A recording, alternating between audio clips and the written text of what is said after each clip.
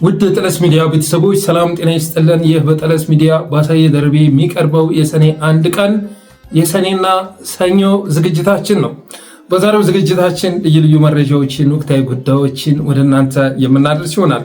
ስለዚህ እንደተለመደ ሁሉ ሰሞኑን እንደምታደርጉት ሁሉ የደወል ምልክቷን በመጫን ሰብስክራይብ በማድረግ ሜምበር በመሆን እና ዝግጅታችንን ላይክ፣ ሼር እያደረጋችሁ ለሌሎች በማጋራት ሚዲያችሁን ታበረታቱ ዘንድ በአክብሮት እንጠይቃለን። እንግዲህ የዘንድሮ ሰኔና ሰኞ ማዕጭኖ የሚመጣው ለአገዛዙ ይመስላል።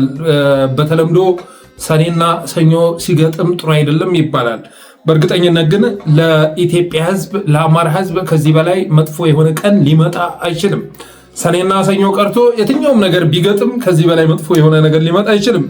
ስለዚህ የዘንድሮ ሰኔና ሰኞ መገጣጠሙ ለአገዛዙ መጥፎ ቀን እየመጣ መሆኑን የሚያሳይ ይመስላል። ከቁጥጥር ውጭ የወጣ ኢኮኖሚ፣ በአብይ ላይ የተሰባሰበ አማጺ ከተለያዩ ቀጠናዎች ማለት ነው። አብይ አህመድ እስካሁን ድረስ ሲበጠብጣቸው የነበሩ ኃይሎች በሙሉ አሁን ላይ የተሰባሰቡ ይገኛሉ። ስለዚህ ከቁጥጥር ውጭ የወጣ ኢኮኖሚ አብይ አህመድ እየመራ መሆኑን ስትረዱ፣ በአገዛዙ ላይ የተሰበሰቡ የቀጠናው ኃይሎች አሁን ላይ የስብሰባ ውጤታቸውን ይፋ ለማድረግ እየተዘጋጁ መሆኑን ስታውቁ፣ በምርጫ ተስፋ የቆረጠ ተቃዋሚ መፈጠሩን ስትረዱ፣ በአገዛዙ እርሙን ያወጣ ህዝብ በኢትዮጵያ ምድር ላይ በስቃይ ውስጥ እየኖረ መሆኑን ስትገነዘቡ ሰኔና ሰኞ መጥፎ ነገር ይዞ የሚመጣ መሆኑን ትረዳላችሁ። በሙስና የበሰበሰና የተከፋፈለ አገዛዝ፣ ኢኮኖሚው ከቁጥጥር ውጭ መውጣቱ አይደለም አስገራሚው ነገር፣ አማጽያን እየተሰባሰቡ መሆናቸው አይደለም። የሀገር ውስጥ ብቻ ሳይሆን በቀጠናውም ጭምር ያሉ ሱዳንም ብትል ኤርትራን ብትል፣ ምክንያቱም እያወደማቸው ነው፣ እያጠፋቸው ነው። ትናንትና ተንቀሳቃሽ ምስል ወጥቷል። RSF ታጣቂ ቤኒሻንጉል ክልልን እንደ ጉድ ይፈነጭበት ይዟል። በሞተር በፓትሮል ይፈነጭበታል። ለራሱ ግዛት አድርጎታል ማለት ትችላላችሁ። አብይ አህመድ እኮ ከሸገረው ከነግድቡ ጆሮ ግንዱን ሊለው ይችላል። ከነግድቡ ቤኒሻንጉልን ሊሸጠው ይችላል። አብይ ራሱን ለማትረፍ የማይሰዋው ነገር የለም እና ከዛ በላይ ከቀጠናው ኃይሎች መሰባሰብ፣ ከኢኮኖሚ ቁጥጥር ውጭ መውጣት፣ በምርጫ ተስፋ የቆረጠ ተቃዋሚ ከመፈጠሩ፣ በአገዛዙ እርሙ ያወጣ ህዝብ ከመኖሩ በላይ በሙስና የበሰበሰና የተከፋፈለ ስብስብ አሁን ላይ ስልጣን ላይ የሚገኝ መሆኑ በራሱ አደጋውን የከፋ ያደርገዋል። በዛ ላይ ደግሞ ብቃት የለሽ መሪ አብይ አህመድ የተባለ ብቃት የለሽ መሪ ለሀገር ቀርቶ ለድር አመራርነት የማይመጥን የምር ነው የምላችሁ። እንደው ዝም ብሎ ቃላት ለማሰመር አይደለም። አብይ አህመድ አገር ለመምራት ቀርቶ እድር ለመምራት መንደር ለመምራት ብቁ የሆነ ሰው አይደለም። አንድን ሰው ባይ ዲፎልት ከመንገድ ላይ አፈፍ አድርገህ 4 ኪሎ ብታስገባው ከአብይ አህመድ የተሻለ መሪ ልታደርገው ትችላለህ። ለተወሰኑ ጊዜያት ልምድ ሊያጥረው ይችላል። ለተወሰኑ ጊዜያት የመሪነት ብቃት ላይኖረው ይችላል። ቀስ በቀስ ግን ራሱን አስተምሮ አብቅቶ ልምድ አካብቶ የተሻለ መሪ ሆኖ ይመጣል። ከተወሰኑ ወራት በኋላ ምንም የማያውቅ ሰው ሆኖ ሳለ ሊቅሊቅ ከሚጫወት ጉሪ የተሻለ መሪ ሆኖ እንደሚከሰት ጥርጥር የለውም። የትኛውንም አቶ ልደቱ እንደሚናገረው አንድ ግለሰብ ብድግ አድርገህ 4 ኪሎ ብታስገባ ከአብይ አህመድ የተሻለ መሪ የመፍጠር እድል አለ። ቢያንስ እንኳ ሎው አትራክሽን እያለ ሲዘበዝብ አትሰማውም። ሌላው ቢቀር ማለት ነው ህገ መንግስቱን ነው ወደ ማንበብ የሚገባው። አንድ መሪ ቤተ መንግስት ሲገባ ቢያንስ ህገ መንግስቱን ያነባል። አብይ አህመድ እኮ ፈተና ቢወጣ ከህገ መንግስቱ በእርግጠኝነት ዝቅተኛ ውጤት እንደሚያመጣ መገመት የሚከብድ አይደለም። የፕሮስፐሪቲ ጎስፒል መጽሐፍቶችን ነው የሚያነበው። እነሱን ነው እንግዲህ አነሰም አደገም በኤአይ ማሳጥሮ ምን ብሎ ሊያነብ የሚችለው እና የስበት ህግ እያለ ኢትዮጵያን ወደ ገደል እየከተተ የሚገኝ ወደ ማጥ እየከተተ የሚገኝ መሪ ከሱ የማይሻል ይኖራል ተብሎ አይታሰብም። እና እነዚህ ሁሉ ነገሮች ስታስቧቸው ኢኮኖሚውንም ፖለቲካውንም ሁሉንም ነገር ስታስቡት የዘንድሮ ሰኔና ሰኞ መግጠሙ አደጋነቱ ለእነ አብይ አህመድ ሳይሆን አይቀርም እላለሁ። በተረፈ ሁላችሁም ሰብስክራይብ አድርጎ በማለት ከመሸጋገሪያው በኋላ ወደ ቀጣዩ ርዕስ አልፋለሁ።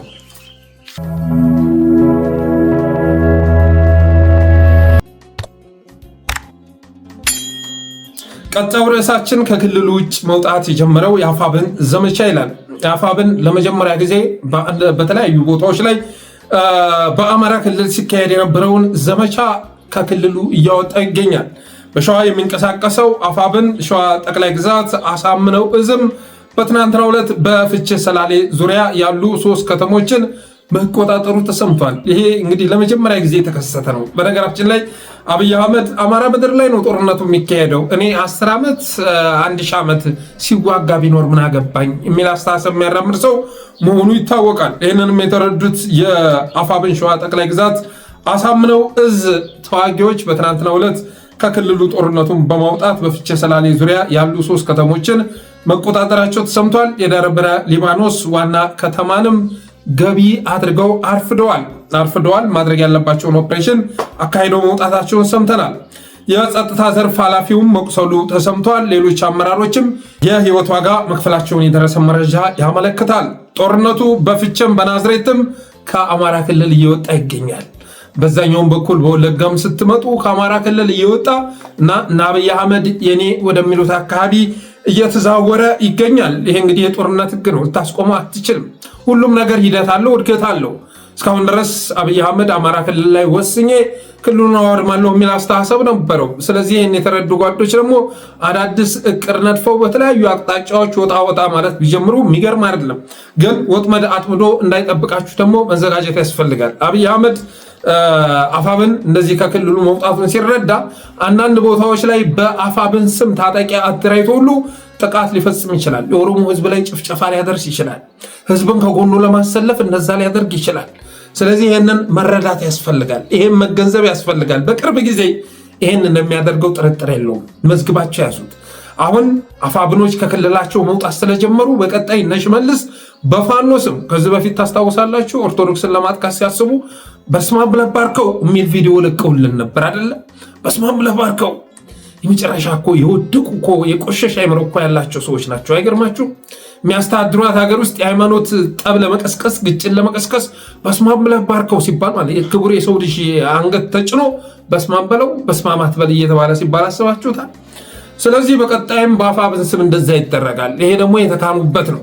በአማጽያን ስም የነሱን አምሳያ ፈጥሮ ጥቃት መፈጸም ብልጽግና የተካነበት በመሆኑ የተነሳ ያንን ማድረጋቸው የሚቀር አይደለም። ሌላውን ተውትና በአርሲ ለተጨፈጨፉ ኦርቶዶክሳውያን ሰሞኑን ደሴ ከተማ ላይ ድምፅ ሆኗቸዋል። ትናንትናም ነበረ፣ ከትናንት ወዳም ነበረ። ማታ ላይ በሚገርም ሁኔታ ህዝብ ነቅሎ ወጥቶ በግፍ ለሚጨፈጨፉ ኦርቶዶክሳውያን ድምፅ ሆነዋል። እኔ እንደውም እንዴት ተሳካላችሁ እያልኩ ነበር። እንዴት ተሳካ? እንዴት ተፈቀደላቸው? እነዛ ወጣቶችም ወጥተው በዛ ደረጃ ወደ አርሲ ዘምታለን ብለው እንዲናገሩ እንዴት ተፈቀደላቸው እያልኩ ነበር። እና አንዳንድ ጊዜ ያው ብልጽግናን ስታስቡ ነገሮችን ደግሞ አዞራችሁ ማየት አለባችሁ። በቀጣይ እነ አብዱ ጀሊል ደሴ ላይ የሆነ ነገር መከሰታቸው አይቀርም። ያናደርጋሉ፣ ምንም ጥርጥር የለውም። አሁን ኦርቶዶክሳውያን የሆነ እንቅስቃሴ ሲያደርጉት አየ አይደለም? የነቁ የበቁትን ለማሳፈን በቀጣይ ደሴ ላይ የሆነ ጥፋት እንደሚጠነሰስ መገመት የሚከብድ አይደለም። ምክንያቱም ላለፉት 8 ዓመታት አካሄዳቸውን እኮ መረመርን አይደለ? በየጊዜው የሆነ ጥፋት ለማጥፋት ሌላ ጥፋት የሚፈጽሙ ሰዎች መሆናቸውን ከተረዳን ቆየን እና እኔ እንደውም አሁን አዳዲስ ነገር ሲወጣ ብልጽግና የማይፈልገው አጀንዳ ሲወጣ የምፈራው ይህን ለማድበስበስ በቀጣይ ምን ያደርገውን የሚለውን ሳስብ ነው። ስለዚህ ያንን ሊያደርጉ ይችላሉ። አማራ ክልልም ከአማራ ክልል እየወጣ ስለሆነ ጦርነቱ በቀጣይ የኦሮሞን ህዝብ ለማንቀሳቀስ በፋኖ ስም በተለይ ደግሞ ፋኖ ወጣ ገባ የሚልባቸው አካባቢዎች ላይ ጥቃት ሊፈጽም ይችላል ብሎ ማሰብ ያስፈልጋል። ሌላው አፋብን ቴዎድሮስ ጅበላ ሙተራ ሻለቃ 23 የአድማ ብተና አባላትን በመያዝ ከደብረ ማርቆስ ወደ ሊባኖስ ሲንቀሳቀስ በነበረ ኃይል ላይ በወሰደው እርምጃ ሻለቃ በሪሁንን ጨምሮ 16 የአድማ ብተና አባላት አካትሞ 7 ማቁሰሉ ታውቋል። እንግዲህ ሻለቃ በሪሁን ከሚወጣው መረጃ ተነስተን ስንናገር የመጨረሻ ያገዛዙ አገልጋይ የነበረ በደብረ ማርቆስና በተለያዩ አካባቢዎች ላይ ግፍ ሲፈጽም የነበረ የወቅቱ ሰው ነበር እና በትናንትናው ዕለት 23 የአድማ ብተና አባላትን ይዞ ሲንቀሳቀስ ሻለቃ በሪሁን 16 የአድማ ብተና አባላት ጋር መካተሙ ተሰምቷል። 7 መቁሰሉም ታውቋል። ሌላው ነገ ሰኔ 2 2018 በወልዲያ የኮሪደር ልማት ምረቃ ይካሄዳል። የወልዲያ ሐራ መቀሌ የባቡር መስመርን ያቋረጠው አገዛዝ የኮሪደር መንገድ አበጀውልህ በማለት ጭብጨባ ሊሸምት ወደ ሰሜን ሁሉ ይመጣል። የሚሰበስባቸው ካድሬዎች ባያጣም ህዝብ ግን በአብይ አህመድ ድግስ ላይ ይገኛል ተብሎ አይታሰብም። ወሳኝ የሆነውን ነገር እያቋረጠ የሆነች ቴራዟ አንጥፎ ኮሪደር ገነባሁልህ እና አጨብጭበልኝ ብሎ ቢመጣም የወልዲያ ህዝብ እዛ ድግስ ላይ ይገኛል ብዬ አላስብም። አፋብን ምኒልክ ዕዝም ማስጠንቀቂያ አውጥቷል። አብይ ብአዴኖችን ማመን ስላልቻለ የኮሪደር ልማቱ ምረቃ ላይ እንደሚገኝ መጀመሪያ ተገልጾ የነበረ ቢሆንም ግን ወልዲያ ላይ እንደማይገኝ ሰምተናል። የአፋብን ኃይልም ሬዲ ሆኖ እየጠበቀ እንደሚገኝ በመግለጫው አሳውቋል። እዚህ የግም ድግስ ላይ የምትገኝ ካለ እኔን አንተን አያርገኝ በማለት ትናንትና ማስጠንቀቂያ አውጥቷል። ሌላውን ተውትና የተጠናቀቀ የባቡር ሀዲድ ያቋረጠና ላለፉት 4-5 ዓመታት ከዛም በላይ ለሆነ ጊዜ ማለት ነው ሰሜን ወሎን የጦርነት ቀጠና ያደረገ ከልማት ውጭ ያደረገ ተማሪዎች ወደ ትምህርት ቤት እንዳይሄዱ ያደረገ አገዛዝ ከተማ ላይ የሆነ ድም ላይ ሰቅሎ ጭብጨባ የሚሸምትበት እድል እንዲፈጠር አንፈቅድም። ስለዚህ በዚህ ድግስ ላይ የምትገኙ ሰዎች ለሚደርሰው ጉዳት ኃላፊነቱን ተወስዳላችሁ በማለት አፋብን ምኒልክ ዕዝ አስጠንቅቋል። እኔ ሰሜን ወሎ ህዝብ የልጆቹን ምክር ይሰማል ብዬ አስባለሁ። ብአዴኖችም ያንን ዛቻ ችላ ብለው ይሄዳሉ ብዬ አላስብም። በእርግጥ የዞኖቹ ከክልልም አንድ ሁለት ቀላቅለው ይህንን ሴሬሞኒ ማካሄዳቸው የሚቀር ባይሆንም ሰፊ ዝግጅት መደረጉን ስለሚያውቁ የፌዴራል ግን ይገኛሉ ብዬ አላስብም።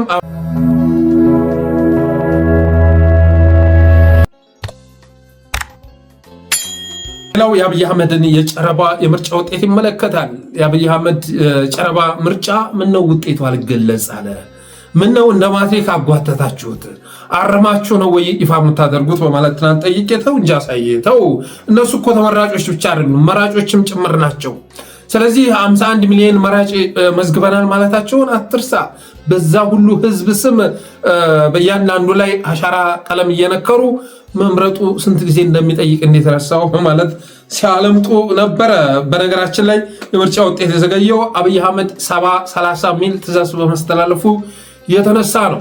70% ከዚህ በፊት በተደጋጋሚ የተናገርኩት ነው።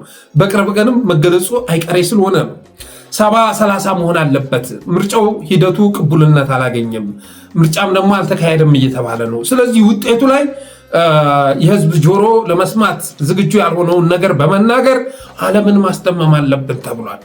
በአፍሪካ የሚካሄዱ ምርጫዎች ብዙ ጊዜ ኮሮጆ ተገልብጦ ምን ብሎም 90 እና ከዛ በላይ ናቸው። እኛ ግን 70-30 ብለን ፍትሃዊ ምርጫ ዲሞክራሲያዊ ምርጫ ማካሄዳችንን መግለጽ አለብን ብሏል አብይ አህመድ እና ነገ በሚዲያ መጥቶ በ70% የምርጫ ውጤት ያሸነፈ የመጀመሪያው ፓርቲ ብሎ ሲናገር ልትሰሙት ትችላላችሁ። ጮርቃ እኮ ነው፣ እንጭጭ እኮ ነው። የኢትዮጵያ ህዝብ እኮ ከሱ ርቆ ሂዷል። አገዛዙ ያለበት ቦታና ህዝብ ያለበት ያስተሳሰብ ደረጃ የሚገናኝ አይደለም። ስለዚህ 70-30 የሚል ትእዛዝ ስለሰጠ ድልድሉ እየተሰራ ነው የሚል መረጃ ደርሶናል። በተረፈ ምርጫውን የራሳቸውም ልብ አልተቀበለውም። ህዝብ ተውት፣ ዓለም አቀፉ ማህበረሰብ ተውት።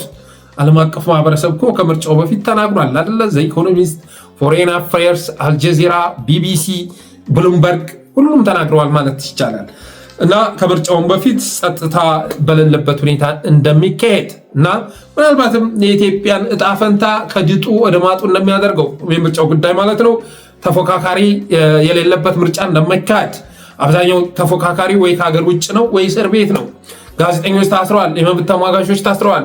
ይሄ በሆነበት ሁኔታ አገር ምድሩም በታጣቂዎች በተሞላበት ሁኔታ የሚካሄድ ምርጫ በመሆኑ የተነሳ የኢትዮጵያን ችግር ያባብሰዋል እያሉ ሲዘግቡ ነበረ። ስለዚህ ዓለም አቀፍ ማህበረሰብ የአብይ ምርጫ ተቀብሎታል ማለት አይቻልም። የኢትዮጵያ ህዝብ ምርጫው ላይ አለመሳተፉን ስለሚያውቅ እንግዲህ መሀል ሀገር ላይ ካለው ህዝብ ውጭ ማለት ነው። በተለይ በአማራ ክልል ምርጫው ተካሂዷል ማለት አይቻልም። እንዳም ሆኖ ግን ብልጽግናዎች ራሱ የምርጫውን ሂደት ወይም ደግሞ የምርጫው ቀን የተካሄደውን ትዕይንት ልባቸው አልተቀበለውም ማለት ይቻላል። ልባቸው አልተቀበለውም። ለዚህ ምክንያቱ ደግሞ መራጮቹም አስመራጮቹም እጩዎቹም እነሱ መሆናቸው ነው። ቁመ ቀረው መንግስት እንዳልኳችሁ ለመጀመሪያ ጊዜ በ70-30 የምርጫ ውጤት አሸነፍኩ ማለት ሰርፕራይዝ ሊያደርገን እየተዘጋጀ ቢሆንም 30%ቱም ግን የራሱ ሰዎች ናቸው፣ የራሱ አመራሮች ናቸው፣ የራሱ ፓርቲዎች ናቸው። ምርጫው ስንሻውን ብትመለከት ከሌሎች የብልጽግና እጩዎች የብልጽግና አመራሮች ለይታ የምታየው አይደለም። እንዴት አይነቱ ቅላም ደግሞ ወደዚህ ፖለቲካ ሜዳ እንደመጣ እግዚአብሔር ይወቅ። የምርጫው ውጤት አልቋል ተዘግቷል ብሎ ደመደመኩ። እንደ ትብብሩ እንኳ መግለጫ ባልወጣበት ሁኔታ እንዴት እንደተሰፈሰፈ አይታችሁታል። የሰጠውን መግለጫ በኤንቢሲ ከአሜሪካ በዚህ ልክ ርቦት ወደ ኢትዮጵያ የሚመጣ ሰው አለ ብላችሁ አስባችሁ ታውቃላችሁ? ከሀገር አሜሪካ ከኢትዮጵያ ተርቦ ወደ አሜሪካ መሄድ ይወግ ነው። ከሶስተኛው ዓለም ተርቦ ወደ ምዕራቡ ዓለም መሄድ ይወግ ነው አይደለም? ከምዕራቡ ዓለም ተርቦ ከተራበ ህዝብ ጉርስ ላይ ነጥቆ ለመብላት በዚህ ልክ መንሰፍሰፍ፣ በዚህ ልክ የቡፌ አምሮት ያናወዘው ሰው ፖለቲካው ውስጥ መጥቶ ሲገባ ማየት ይገርማል። በጣም ነው የሚገርመው። እኔ በዚህ ልክ ወርዶ ከመንቀሳቀስ ይልቅ እንደ ልጁ ምንዳንስ ነው በዘንግ ላይ ማለት ነው። እንደዛ ቢደንስ ወይም ደግሞ በካሴት እንደለመደው ሁሉ ቢቀድስ አይሻልም ነበር ወይ ብያለሁኝ። እንደዛ በማለት ጠይቄያለሁ። እና እነ ምርጫው ሰይፉን፣ እነ ግርማ ሰይፉን፣ እነ ዩሱፍ ኢብራሂምን፣ ኢዮሶፍ መሳፍንትን፣ ተስፋውን ጌታነህን የመሳሰሉ ሰዎች የኢትዮጵያ ህዝብ ተቃዋሚ ብሎ የሚቀበል ይመስለዋል እንዴ? ብልጽግና እነዚህን ሰዎች እኮ ነው ተቃዋሚ የሚለው ማለት ነው። ተስፋውን ጌታውን ነው ምናምን የሚባለውን የአድሃን ሰብሳቢ አይታችሁታል። የምርጫው ቀን በብስጭት አይኑን 60 ዋት አምፖል አስመስሎ የሰጠውን መግለጫ አይታችሁታል።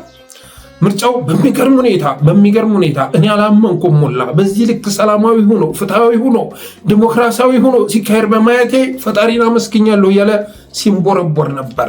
እና ዩሱፍም በተመሳሳይ ሲሰጡት የነበረውን ነገር የምታውቁት ነው። ስለዚህ እነዚህን ሰዎች ብልጽግናዎች መሆናቸውን ይረዳል የኢትዮጵያ ህዝብ። ፓርቲያቸውም የብልጽግና መሆኑን ይረዳል። አብይ አህመድ ግን ያው 70% በዋናው ፓርቲ 30% በቅርንጫፍ ጽሕፈት ቤቶቻችን በኩል ማሸነፍ አለብን በማለቱ የተነሳ እስካሁን ድረስ የምርጫው ውጤት አልተለቀቀም። ደቡብ ላይ ደግሞ የተሰማው ምን እንደው ታውቃላችሁ? ብልጽግና ከራሱ ኮሮጆ ላይ እየሰረቀ ወደ ኢዜማ ኮሮጆ ሲያስገባ እጅ ከፍንጅ ተይዟል የሚል መረጃ ደርሶናል። ብልጽግና ከራሱ ኮሮጆ እየዘገነ የኢዜማ ኮሮጆ ውስጥ ሲያስገባ ተያዛሉ። ጀዋርም ጽፎ ነበር እና በጣም አስቂኝ እኮ ነው። ህፃናት ናቸው አሁን ላይ ስልጣን የተቆጣጠሩት ህፃናት። ያው ኢዜማ ቢያሸንፍ እነሱ እንደሚያሸንፉ ስለሚያውቁት ማለት ነው። ስለሚያውቁት ያ የ30 ውጤት እንዲጣጣም ከራሱ ኮሮጆ እየሰረቀ ወደ ኢዜማ ኮሮጆ። በፊት የሚታወቀው ከተቃዋሚ ወደ ራስ ነበር አይደል የሚባለው። ከዛ በተገላቢጦች ሲያደርግ ታይቷል የሚል መረጃ ደርሶናል። በተረፈ ግን ይህ ሁሉ ድግስ በጀትና ጉልበት ማባከን ነው። ምንም ትርጉም የለውም። የምርጫው ውጤትን በሉት። አሁን ደግሞ አገራዊ ምክክር እየተወራ ነው። ከሰኔ 30 በፊት እናካሄዳለን ተብሎ ስለ ምክክሩ እየተወራ ይገኛል። ይሁንና ሂደቱ ትክክል ያልሆነ ነገር ውጤቱ ሊያመራ አይችልም። ሂደቱ ቅቡልነት የሌለው ነገር በውጤቱ አሳማኝ ሆኖ ሊመጣ አይችልም። አብይ አህመድ ልፋ ብሎት እንጂ የምርጫው ሂደት ትክክል ባለመሆኑ የተነሳ ውጤቱ እንዳላማረ ሁሉ ምክክሩም እንደዛው ነው። በእርግጥ አብይ አህመድ በዚህ ሀገራዊ ምክክር መፍታት የሚፈልገው ሀገራዊ ችግር የለም፣ መፍጠር የሚፈልገው ችግር ነው ያለው። በተለይ ደግሞ እንደ ኦሮሚያ አንዳንድ ጥያቄዎችን በማስመለስ አዲስ አበባን ጉዳይ የመሳሰሉትን ነገር በማስመለስ የኦሮሞ ህዝብ ከጎኑ ማሰለፍ የሚችልበትን እድል ለመፍጠር ነው እየተጋ የሚገኘው። ግን ይሄን ለማድረግ ደግሞ ትልቅ ሀገር ሊታደግ የሚችል እድልን በዚህ ደረጃ ማክሰም ልክ አይደለም። በተረፈ ባለፈው እንደተናገርኩት ሜላትወርቅም አብይ አህመድም ፕሮፌሰር መስፍንም ለተመሳሳይ ፓርቲ አሸናፊነት አይናቸውን ጨፍነው የሚጸልዩ ናቸው። አንድ ቸርች ላይ ከአንድ ፓስተር ስር ተንበርክከው አቤቱ በብልጽግና ላይ ያንዣበበውን አደጋ ቅረፉ እያሉ የሚጸልዩ ሰዎች ናቸው። እና በዛ መልኩ የሚንቀሳቀሱ ሰዎች ደግሞ ለሀገር የሚጠቅም ነገር ሊያመጡ አይችሉም። ምክንያቱም ብልጽግና ነው የኢትዮጵያ ዋነኛ ችግር። ብልጽግና ነው፣ ከብልጽግና የሚቀዳ ነው፣ ከአብይ አህመድ የሚቀዳ ነው። ሽመልስ አብዲሳን ልናባረር ነው እየተባለ ነው። ሽመልስ ማባረር ግን መፍትሄ አይደለም። መፍትሄው አብይ አህመድ ማባረር ነው። አስተሳሰቡ በኢትዮጵያ ደረጃ የመጨረሻ ፖለቲካ ሜዳው ላይ ሊተገበር የማይገባው ፖዚቲቭ ኢነርጂ የሚባል የብላኔዎች አስተሳሰብ ድሃዎችን የኢትዮጵያን ህዝብ እየዘረፍክ ካዝናቸውን የሚሞሉ አቆርቋዦችን ጉያ ውስጥ አስቀምጠ ፖዚቲቭ ኢነርጂ ስላልክ ብቻ የህዝብን ኑሮ ልታሻሽል አትችልም። ፖዚቲቭ ኢነርጂ እኮ ሊሰራ የሚችለው ፖዚቲቭ የሆነ ተግባር ስትፈጽም ነው። ኔጌቲቭ የሆነ ተግባር እየፈጸምክ ግን በፖዚቲቭ ኢነርጂ የህዝብን ፎር ልትሞላ አትችልም። የህዝብን ኑሮ ልታሻሽል አትችልም። ብልጽግናዎች እንደዛ ነው እያደረጉ ያሉት። ኔጌቲቭ የሆነ ነገር እየሰሩ የህዝብን ኑሮ ከድጥ ወደ ማድበጥ እየቀየሩ እየዘረፉ የሰላም እጦት እየፈጠሩ እያሳገቱ በፖዚቲቭ ኢነርጂ ግን ሰላምን ሊያደርጉት ይፈልጋሉ ማለት ነው። እና ከዚህ አስተሳሰብ መውጣት የማይችል የደነዘዘ መሪ ባለበት ሁኔታ አንዱን ፕሬዝዳንት ቀይረህ ሌላውን ብታመጣው ያው ነው በቃ።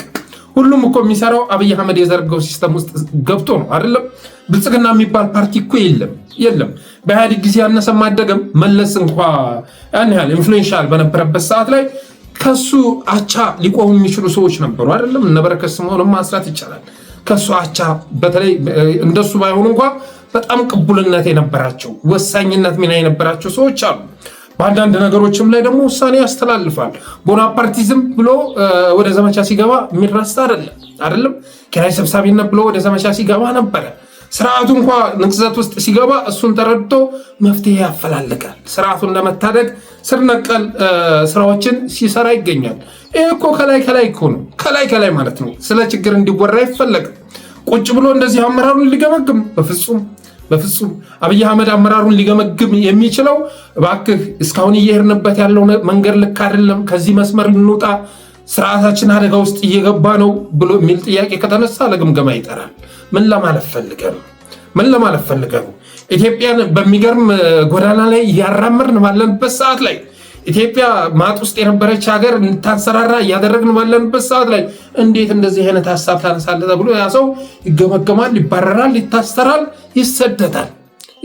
ትክክለኛ ሀሳብ የሚያራምድ ሰው ማለት ነው። ከዛ ውጭ ግን እንደ ፈድላ ብያ በሚዲያ እየመጣ ብቻ ምንም ነገር ኮንሴፕት የሌለው ሀሳብ ማነብነብ ብቻ ነው የሚጠበቅብህ። እንደዛ ካደረግ ኮከብ አመራር ተብለህ ትሸለማለህ። ኮከብ ማለት ነው።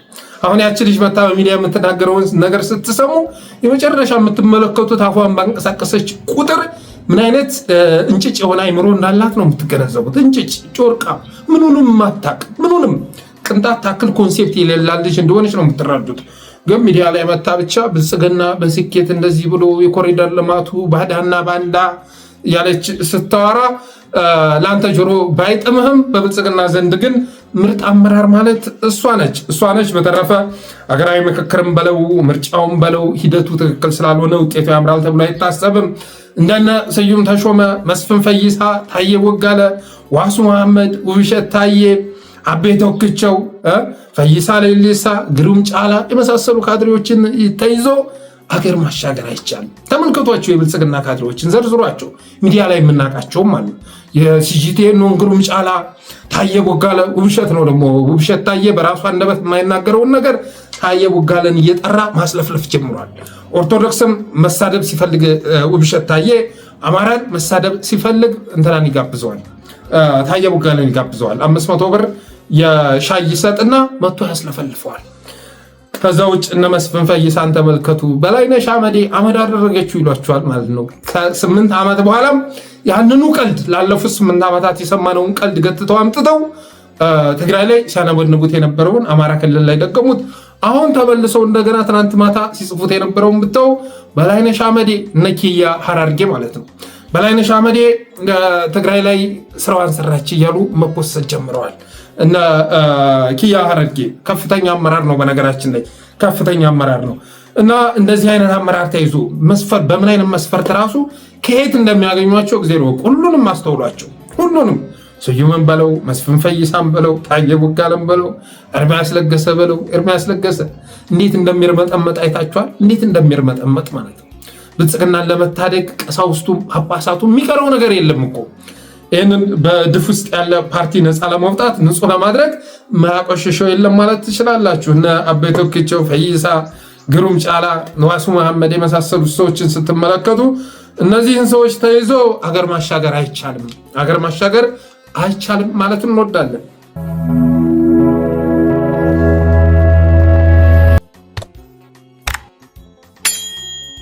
ሌላው መለስ ዜናዊ በአንድ ወቅት ስለ አርሲና ባሌ የተናገረውን የሚገልጽ ቪዲዮ ደረሰኝ። መለስ ዜናዊ በአንድ ወቅት ስለ አርሲና ባሌ እቅጩን ተናግሮ ነበረ። እስኪ ሰምተነው እንመለስ። አብዛኛው ባሌና አርሲ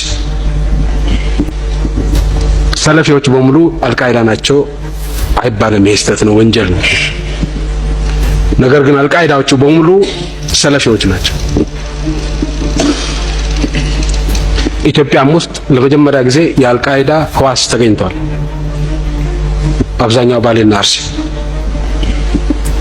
ይሄ ህዋስ የዚህ ህዋስ አባላት የነበሩት በሙሉ ሰለፊዎች ናቸው። ይሄ ማለት ሰለፊዎቹ ኢትዮጵያ ውስጥ ያሉ ሰለፊዎች አልቃይዳ ናቸው ማለት አይደለም። በጣም የሚበዙት አይደሉም። በተመሳሳይ መልኩ አንዳንድ የሰለፊ እምነት ሰለፊ አንዳንዶቹ ወሃቢ የሚሏቸዋል። ትክክለኛ አገላለጽ ላይሆን ይችላል ወሃቢ የሚለው ቃል። እነዚህ ሰለፊዎቹ በተለያየ መንገድ ኢትዮጵያ ውስጥ አብዛኛው ህዝብ ሙስሊም ነው። ስታቲስቲክስ ያቀረበው መረጃ ውሸት ነው። አብዛኛው ህዝብ ሙስሊም ስለሆነ የእስላም መንግስት ነው መቋቋም ያለበት የሚል ቅስቀሳ በሰፊው ነው የሚካሄደው በእነዚህ አክራሪዎች። በሙስሊሙና በክርስቲያኑ መካከል የቆየው መቻቻል ማውገዝ ማጥፋት ነው ስራው። አንዳንዶቹ ሰለፊዎች፣ ሁሉም አይደለም፣ አንዳንዶቹ። እነዚህ ሰዎች ምን እንደሚያደርጉ ከሰለፊዎች ውስጥ ጫፍ የረገጡት ምን ሊያደርጉ እንደሚችሉ በአገራችን ምልክቱ እያየን ነው። በአገራችን ብቻ ሳይሆን የመን ምን እየሰሩ እንደሆነ እናውቃለን። ግብጽ 24% ድምጽ ያገኘው አልኑር የሚባለው ፓርቲ ሰለፊ ነው። ግብጽ ላይ ምን እየሰራ እንደሆነ እናውቃለን። ሊቢያ ላይ ምን እየሰራ እንደሆነ እናውቃለን። ሲሪያ ላይ ምን እየሰራ እንደሆነ እናውቃለን። ቱኒዚያ ላይ ምን እየሰራ እንደሆነ እናውቃለን። እንደሰማችሁት ነው እንግዲህ የአቶ መለስ ንግግር ለአንዳንድ ሙስሊም ወገኖች ላይመቻችሁ ይችላል፣ ግን እውነት ስለሆነ ነው ወደ እናንተ ላመጣው የወደድኩት። ከአንድ ዓመት በፊት አንስቶ እኔ በአካባቢው ስለሚደረገው ነገር መረጃ ነበረኝ። እልቂቱ በተለይ ደግሞ የዚህ ዓመት እልቂት ከመፈጸሙ በፊት ከስፍራው የደረሰኝ መረጃ አመራሩም እዛ የሽብር ሴል ውስጥ ገብቶ ሃይማኖታዊ በሆነ መልኩ የሽብር ድርጅት እየተመሰረተ መሆኑን ስናገር ነበር። ይህን ምዕራባውያንም ጭምር መረጃው አላቸው። ኢትዮጵያ ውስጥ ስለሚደረገው ነገር መረጃው አላቸው። ብልጽግና መረጃው አለው። አብይ አህመድ መረጃው አለው። የሚያድበሰብሰው ለምንድን ነው ከተባለ ለሱ በሚጠቅመው መልኩ እርምጃ መውሰድ ስለሚፈልግ ነው። ለሱ በሚጠቅመው የሱን ተቀናቃኞች መወንጀል ስለሚፈልግ እንጂ መረጃ ስለሌለው አይደለም። በተረፈ ሙስሊም ወገኖቻችንን እኔ በደንብ አሳምሬ ያውቃችኋለሁ። የኢትዮጵያ ሙስሊሞች በኢትዮጵያ ኦርቶዶክሳውያን በኢትዮጵያ ክርስቲያኖች መካከል ልዩነት የለም። ሁላችንም በሰላም ውስጥ መኖር የለመድን ህዝቦች ነን። በሰላም ውስጥ አገራችንን እየተከላከልን አገራችንን እየጠበቅን ከውጭ ወራሪ ማለት ነው በጋራ ተፈቃቅረን ተከባብረን ስንኖር የነበርን ህዝቦች ነን። መቻቻል አይደለም በመካከላችን ያለው መከባበር ነው። አይከለክለንም ሁሉ። ለምሳሌ የአንድ አዛን ድምፅ አሳየ ደርቤን አይረብሸውም። እንደውም ከሀገር ከወጣ በኋላ ከሚናፍቁን ነገሮች አንዱ ምነው ከተባለ አዛን በማለት ይመልሳል። ልክ እንደ ቅዳሴ ሁሉ የምሬን ነው የምነግራችሁ፣ እንደ ቅዳሴ ሁሉ ይናፍቀኛል እና ለአንድ ክርስቲያን የአዛን ድምፅ መስማት አይከነክነውም። በተመሳሳይ መልኩ ሙስሊም ወገኖቻችንም የኦርቶዶክሳውያን ሴሬሞኒ ይረብሻቸዋል ብዬ አላስብም። ይሁንና ግን ይሄ ሀቅ ነው። ትናንትና ሞዓ ተዋህዶ ተብሎ ፋኖ ውስጥ ለመግባት ሲንደፋደፉ መጥቼ ተቃውሜያለሁ። ተከታታይ ፕሮግራም ሰርቻለሁ። በፍጹም ፋኖ በማንነቱ ለሚጠቃው ህዝብ በማንነቱ ተደራጅቶ ህዝቡን ሊጠብቅ ወደ ትግል የገባ ኃይል ነው። የሃይማኖት ካባ አምጥተህ ልትደረብበት አትችልም። ይህን ለማድረግ ያሰባችሁ ኃይሎች አማራውን በሃይማኖት ማባላት የምትፈልጉ ናችሁ። ዞር በል በማለት በስም ጠርቼ ጭምር ተቃውሜያለሁ። በተመሳሳይ መልኩ በስማችሁ የሚነግድ በስማችሁ ጥቃት የሚፈጽም ኃይል ሲደራጅ ዞር በል ማለት አለባችሁ። ምክንያቱም የኢትዮጵያ ኦርቶዶክስ ተዋህዶ ቤተክርስቲያን ለአንተ ስጋት አይደለችም፣ ጠባቂ እንጂ ስጋት አይደለችም። አንተም በተመሳሳይ መልኩ ለእኔ ጠባቂ እንጂ አጥቂ አይደለም። ስጋት ባልሆነችበት ሁኔታ ጠላቴ ማትለው ኃይል ላይ እርምጃ የሚወስድ ኃይል አያስፈልግም። ዛሬ ከመጅሊሱ እያባረረ ያለው ማን ነው? ለምሳሌ የአማራ ሙስሊሞች እየተገፋችሁ ትገኛላችሁ። እየገፋችሁ ያለው ግን የኦርቶዶክስ ወንድማችሁ አይደለም፣ የኦርቶዶክስ ጎረቤታችሁ አይደለም። ከመጅሊስ እያባረራችሁ ያለው ማን ነው? ከየመስጅዱ መፈንቅለ ስልጣን እያካሄደባችሁ ያለው ማን ነው? እያንዳንዷን ጥቅም እየቀማችሁ ያለው ማን ነው? ይህን መረዳት ያስፈልጋል። በተረፈ መለስ ዜናዊ የተናገረው ነገር ልክ ነው። በአካባቢው እየተካሄደ ያለው ነገር የሃይማኖት ጭንብል የለበሱ ሰዎች ናቸው ጥቃቱን የሚፈጽሙት። መንግስት ማለት እንደዚህ ነው አባቴ፣ መንግስት ማለት እንደዚህ ነው። ቅጩን ተናግሮ ለዛ ችግር መፍትሄ የሚያበጅ ነው። አብይ አህመድ ግን ያ ነገር እንዲስፋፋ ይፈልጋል። በሙስሊምና በኦርቶዶክሳውያን መካከል ያለው ግጭት እንዲስፋፋ ይፈልጋል። በቀጣይ በደሴ በተለያዩ ቦታዎችም ላይ ተመሳሳይ ነገር ሊያደርግ ይችላል። ይህን ለማድረግ የሚያስችሉ ደግሞ ኃይሎችን አደራጅቷል። በኦርቶዶክሳውያኑ በኩል እንደ ዳንኤል ክብረት አይነት መዥገሮችን ከጎኑ አሰልፏል። በሙስሊሞች ወገኖች ደግሞ እንደ ሙጂብ አሚኑ፣ አህመዲን ጀበል፣ አብዱ ጀሊል ሻሊ ካሳ፣ ኡስታዝ ያሲን ኑሩ ምናምን የመሳሰሉ ሰዎችን ከጎኑ አሰልፏል። ሙድ ይዙብሃል ማለት ነው። ከዛ አንተ ስትጨፋጨፍ እሱ እነ እዩ ጭፋ ጋር አይኑን ጨፍኖ ሙድ ይዙብሃል። እና በቀጣይ በወሎም ተመሳሳይ ነገር ላይ ያደርጉ ይችላሉ። ለምሳሌ ጀዋር መሐመድ ከአንድ ቀን በፊት ያደረገውን ቃለመጠይቅ አይታችሁ ከሆነ በመካነ ሰላም መስጂድ ላይ ታስቦ የነበረውን ነገር በግልጽ አስቀምጦታል። ጀዋር ወቅቱ እኛ ስንናገር አልነበረም ወይ? ፋኖ ወደ መካነ ሰላም ሲገባ ምን አደረጉ መሰላችሁ? አንዳንድ ኃይሎችን አስገቡና መስጂድ ውስጥ አስገቧቸው ማለት ነው። መስጂድ ውስጥ አስገቧቸው። ከዛ ፋኖዎች በመስጊዱ በኩል እያለፉ እያለ ከቦምብ ጣሉባቸው ከውስጡ ነው ማለት ነው። ከዛ ገብተው የመስጂዱን ጠባቂ ላይ እርምጃ ወስደው ወጡ። ያችን አጋጣሚ ተጠቅመው ኢማሙ ተገደለ፣ ምኑ ተገደለ ሚል ዝባዝንኬ ይዘው መጡ። ጀዋር መሐመድ በግልጽ ተናግሮታል። ይሄ አሁን እዛ አካባቢ የነበሩ ልጆች ሲነግሩኝ ሰሞኑን በትንሹ 1000 ሰው ሞቷል ባለፈው 1 ዓመት። ካርሲ ላውጣና ወሎ ልውሰድህ። ከጥቂት ወራት በፊት አንድ ኢማም ተገለው ነበር። So I investigated that. አንተ ያልከው ነገር መስጊድ ውስጥ ሆነ ከፋኖ ጋር ሲጋጩ መስጊድ ውስጥ ሆነው ተኩስ ከፈቱባቸው ከመስጊድ ግቢ ውስጥ። ለምን? ወሎ ላይ ሙስሊሙ ማህበረሰብ ከፋኖ መነጠል ስለሚፈልጉ ያን ቴንሽን በጣም እንዴት እንዳሞቁት ትዝካለ። ወደዚህ የሚያመጡት ኢማጂን ይሄን ስፒች ተመልከተው። አንድ ሀገር መሪ ቁጭ ብሎ በአንድ ገዳም ውስጥ ከተገኘሽ 10 ውስጥ ከተገኘሽ ልክ በሁሉም ገዳም ውስጥ የተገኘ ይመስል በየገዳማቱ መሳሪያ እንትን እያላችሁ። በነገራችን ላይ ይሄ ነገር በስፋት ኦሮሞ ውስጥ ይነዱታል መንግስት ሰዎች። አንተም ሰምተው ታውቃለህ። ቤተክርስቲያናት በሙሉ የመሳሪያ ማከማቻ ሆነዋል ምናምን። አንደኛ ለምን ነው እዛ የሚያከማቹት? ሌላ ማከማቻ ቦታ ጠፍቶ? ሁለተኛ እውነት ከሆነ መንግስት እነዚህን ቤተክርስቲያናት ቄሶቹ እምቢ ብለዋል አይፈተሽም ብለው ያውቃሉ? Have we ever seen an evidence that churches are being used for hoarding weapons? ሁሌም ሰማዋለሁ። እኔ እስከማውቀው ድረስ ግን መረጃ በማስረጃ የተደገፈ አላየሁም። እንደዛ ቢሆንስ ደግሞ ቄሶችን ሰብስበህ ጳጳሳቱን ሰብስበህ ይሄ መሆን የለበትም እንዲህ አይነት መረጃ ስላለን እንፈትሻለን። Have you ever seen them do this? Never. አርገው አያውቁም። ግን ከጠቅላይ ሚኒስትር ወንበር ተቀምጠህ ቤተክርስቲያንና ገዳማት የጦር መሳሪያ ማከማቻው ነው ስትል እታች ላለው ሚሊሻ ምንድነው እያልኩ ያለው?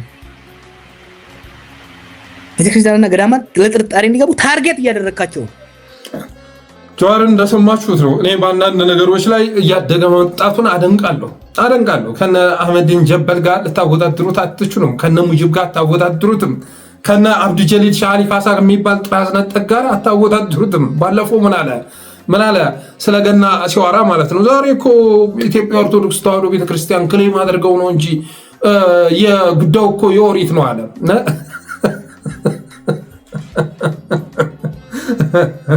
በኦሪት ጊዜ ሲካሄድ የነበረ ባህል ነው። ኢትዮጵያ ኦርቶዶክስ ተዋሕዶ ቤተክርስቲያን ክሌም ስላደረገችው በቅርቡ እንጂ እኛ በልጅነታችን እኮ ገና እናከብር ነበር። ከዛ እሷ ክሌም ስታደርገው መጀመሪያ የገናን ትርጉም እንኳን የማያውቅ ገና የሚከበረው ለምንድን ነው የሚለውን ትርጉም ሳያውቅ ሌላ ትንታኔ ይዞ የሚመጣ ግለሰብ እና ከነዚህ ሰዎች ጋር ስታወዳድሩት ጀዋር አሁን ነገሮች እየገቡት የመጣ ይመስላል። በነገራችን ላይ እሱ ብዙ ነገር አልሞ ነው የሚጓዘው። እኒኞቹ ግን አገዛዙን የሚጠቅም የትኛውንም ነውር በመፈጸም ወዳቸውን መሙላት የሚፈልጉ ናቸው። አብዱ ጀሊል በኢህአዲግ ጊዜ የኢህአዲግ ደህንነት ነበር። አንዋር መስጂድ እየሄደ ይሰልል ነበረ፣ ስራ ይሰራ ነበር፣ ደህንነት ነበር ይላቸዋል በግልጽ ማለት ነው። ቢልኮር ሲትኮም ላይ ቀርቦ ነበረ። ዶክተሩ ኢንተርቪው አድርጎት ነበር እና ሰላይ ነበርክ እንዲህ በማለት ድንጋጤውን ሲገልጽ ታወታላችሁ። እና እነዚህ ሰዎች የመጨረሻ በደል ፈጽመውብናል፣ ግፍ ፈጽመውብናል። ዛሬ ባሪስ የሚሆነው ሁሉ የእነዚህ ሰዎች ቃላት ትልቅ አስተዋጽኦ አድርጓል። ትልቅ አስተዋጽኦ የኢትዮጵያ ኦርቶዶክስ ተዋሕዶ ቤተክርስቲያንም ሆነች አማኞቿ አንገታቸው በታነቀበት ሰዓት ላይ ሰለባ በተደረጉበት ሰዓት ላይ ግን ሴራ ተሳታፊ አድርጎ በማቅረብ አማራ ክልል ያለውን ኃይልም ራሱ ሃይማኖት ውስጥ አስገብተው ለማነኮር ያላደረጉት ነገር አልነበረም። በጣም በድለውናል፣ ያለምንም ምክንያት ማለት ነው፣ ያለምንም ምክንያት። ለምሳሌ ሙጂብ አሚኖ የምሰራውን ነገር ብትመለከቱ ሌሎችንም የስልጤ ፖለቲካል ኤሊትን ከሬድዋን ሁሴን ጋር አደራጅቶ ማለት ነው የስልጤ ህዝብና የአማራ ህዝብ የሚያገናኘው ድንበር የለም፣ የሚያገናኘው ነገር የለም፣ ቅንጣት ታክል ማለት ነው የሚያገናኘው ነገር የለም። ያ በሆነበት ሁኔታ ግን ሁሌ ለመጣ ለሄደው አማራን እሰድብልሃለሁ እያሉ እየተፈራረሙ የአማራ ህዝብ ላይ ግን ብዙ ሴራ ሲጠነስሱ ነበር፣ ብዙ ደም ሲያስፈስሱ ነበር። አሁንም ይህን እያደረጉ ይገኛሉ። ነገ ግን በዚህ ጉዳይ ዋጋ መክፈላቸው የሚቀር አይደለም። በተረፈ ኢሰመኮ ትናንት መግለጫ አውጥቷል። 2 ክርስቲያንና 1 ሙስሊም ነው በጥቃቱ የተገደለው ብሏል።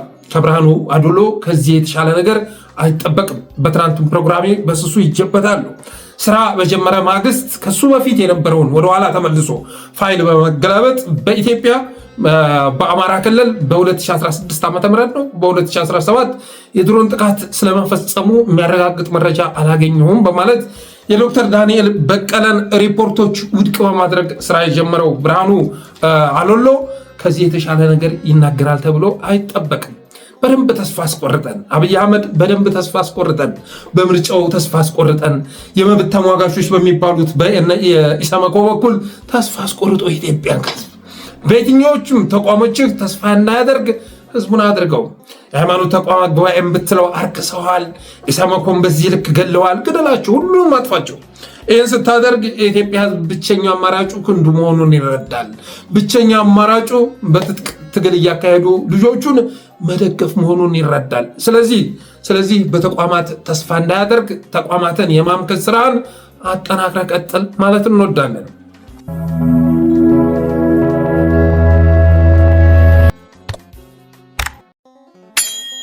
ሌላው በመስቀል አደባባይ ስለተካሄደው የብልጽግና ድግስ ዝርዝር መረጃ ወጥቷል። አዘጋጆቹ ከስረዋል፣ ህዝብ አሸንፏል። ጌታዬ መረጃው እንዲህ ይላል። በግዳጅ የተካሄደው የከሰረው ኮንሰርት ቅዳሜ ግንቦት 29 2018 በአዲስ አበባ ስታዲየም የተካሄደው አነጋጋሪ የአርሰናል ድል ማክበሪያ ኮንሰርት ካቀዱ እስከ ፍጻሜው ምን ይመስል ነበር? የተወሰኑ መረጃዎችን ነው አለ። ከ4 ወራት በፊት ተስፋ ኪሮስ የቫርዳስ ክለብ ባለቤትና ታላላቅ የሙዚቃ መድረኮችን በማዘጋጀት የሚታወቀው የኪነ ጥበብ ቤተሰብ ነው አለ። ከ4 ወራት በፊት አርሰናል የሊጉን ዋንጫ ከወሰደ የሚካሄድ ኮንሰርት የሚል የቅር ሰነድ ይዞ ወደ ከተማ አስተዳደሩ ቢሮ ለፍቃድ አቀና። ያም ተቀባይነት አገኘ እና 11 ሚሊዮን ብር የወጣባቸው የድምፅ መሳሪያ አዲስ አበባ ስቴዲየም ላይ ተገጠሙ። 30,000 የመግባት ትኬቶችና 30,000 ማሊያ ተዘጋጀ። ከአንድ ሳምንት በፊት ምን ሆነ ይላል ኮንሰርቱ አንድ ሳምንት ሲቀረው አርሲ ላይ የኦርቶዶክስ እምነት ተከታዮች በአሰቃቂ ሁኔታ ተገደሉ። መኖሪያ ቤቶችና አብያተ ክርስቲያናት ተቃጠሉ። ባለማተቦቹም ተሰደዱ። ይህም ኢትዮጵያን አስቆጣ። በዚህ ምክንያት ኮንሰርቱ እንዲሰረዝ አልያም እንዲራዘም ከፍተኛ ዘመቻ ተከፈተ። ሰሚ ግን አልነበረም። በኮንሰርቱ ዋዜማ ድምፃውያኑ በስቴዲየም ተገኝተው ልምምድ አደረጉ። ብዙዎች በውሳኔያቸው ተከፉ። የኮንሰርቱ ዕለት ማለዳ አዘጋጆቹ ከለንደን የመጡ የቀድሞ የአርሰናል ተጫዋቾች ኢማኑኤል ወይና የአርሰናል ደጋፊ ቲቪ አቅራቢዎችን ተቀብለው አዲስ አበባን ሲያስጎበኙ ከተሳታፊ ድምፃውያን መካከል ጥቂቶቹ በጠነከረው ህዝባዊ ግፊት ምክንያት ራሳቸውን ከኮንሰርቱ አገለሉ። እናመሰግናለን። ታደለ ሮባ፣ ሳሚዳና ራሄል ጌቱ ቀደሙ። ዮማሪዎስ ተከተለ። አራቱ ድምፃውያንና አዘጋጆቻቸውን ታዳሚውን ይቅርታ ጠይቀው ስራዎቻቸው እንደማያቀርቡና እንደማይገኙ በይፋ አሳወቁ። ይህንን ተከትሎ አዘጋጆቹ ለከተማ አስተዳደሩ እንዲሁም ለባህልና ስፖርት ሚኒስቴር ኮንሰርቱ እንዲራዘም ሀሳብ አቀረቡ። ምክንያታቸው ደግሞ የተወሰኑ ድምፃውያን አንሳተፍም እንዳሉ፣ ቀሪዎቹም እንዲራዘም እንደጠየቁ በዘመቻው ምክንያት የሚጠበቀውን ያህል ትኬት እንዳልተሸጠና የገዙትም በሀዘኑ ምክንያት እንደማይገኙ በተለያዩ መንገዶች እንዳሳወቁ የሚዲያና የህዝቡ ጫና እንደጨመረ በማስረዳት በመጨረሻ ሰዓትም ቢሆን ለሌላ ቀን እንዲተላለፍ ጠየቁ። ሆኖም ኮንሰርት መካሄድ እንዳለበት ከመንግስት አካላት አስገዳጅ መመሪያ ተሰጣቸው። መሰረዙ ለገጽታ ግንባታ ጥሩ እንዳልሆነና እኛ ተመልካች እናመጣለን አታስቡ ተባሉ። ኮንሰርቱም የማካሄድ ግዴታ ተጣለባቸው። ቀድመው አንሳተፉም ካሉት ድምፃውያን ውጭ ያሉት አብዛኞቹ አርቲስቶችም በአካል ተገኝተው የተወሰኑት ማኔጀሮቻቸውን ልከው የመግቢያ ባጅ ወሰዱ። ከአዘጋጆቹም ጋር ተወያዩ። አንዳንዶቹ የአዘጋጆቹን ጭንቀት ተረድተው ስራዎቻቸውን ማቅረብ ለማቅረብ ሲስማሙ አንዳንዶቹ በመገኘትና ባለመገኘት መካከል ተሳፈው ለአመሻሹ ኮንሰርት ተቀጣጥረው ተለያዩ። የኮንሰርቱ ምሽት የተመልካቹ ድርቅና ህዝባዊ እምቢተኝነት ያላስደሰተው መንግስት የኮንሰርቱን ኃላፊነት ከአዘጋጆቹ ነጥቆ መዘወር ጀመረ። የከተማ አስተዳደር የፓርቲውንና በተለያየ ክንፍ ያደራጃቸውን የማህበር አባሎችን እያሰለፈና የተዘጋጀውን የአርሰናል ማሊያ እያደለ በነፃ ስታዲየም አስገባቸው። እነዚህ ሰዎች በነፃ ገብተው አዘጋጆቹን ለኪሳራ ከመዳረጋቸው በተጨማሪ ነፃ የመጠጥ ኩቦን እየተሰጣቸው በድራፍት ችርስ ሲባባሉ አመሹ። ቀድመው እንደማይመጡ ካሳወቁ 4 አርቲስቶች በተጨማሪ ቀን ላይ የመግቢያ ባጅ የወሰዱ ሌሎች 4 ድምፃውያንና ደብዛቸው ጠፋ። ልጅ ሚካኤል፣ ሮቤል ሚደቅሳ፣ አማኑኤል የማንና ሚኪዋን ኮንሰርቱ ላይ አልመጡ። በጥቅሉ ከ10 ተጠባቂ ድምፃውያን መካከል 8ቱ አልተገኙም። ከእነዚህ ውስጥ በቅርቡ አልበም ያወጣው ሚካኤል አትክልት ወይም ሚኪዋን ለዚህ ኮንሰርት ብሎ ከአሜሪካ ሲያትል ተነስቶ አዲስ አበባ ቢመጣም መጨረሻ ላይ ሀሳብ ከቀየሩትና ከቀሩት ውስጥ ይገኙበታል። በዕለቱ ተገኝተው ስራዎቻቸውን ያቀረቡት ድምፃውያን ደግሞ አስኬ ደንደሾ፣ አዲስ ሙላት፣ ሊያ ግርማና ኪሳማው ብቻ ሆኑ። ክስረት ከኮንሰርቱ በኋላ ይላል። አነጋጋሪ ኮንሰርት በትርፍ ሳይሆን በበዛ ክስረት ተፈጽሟል። አዘጋጆቹ ያወጡትን ሩብ ያህል ሳያገኙ የለፉትን ሲሱ ያህል ሳይካሱ ድግሳቸውን ለበላተኛ አስረክበው በገንዘብም በሞራልም ከስረው ወጡ።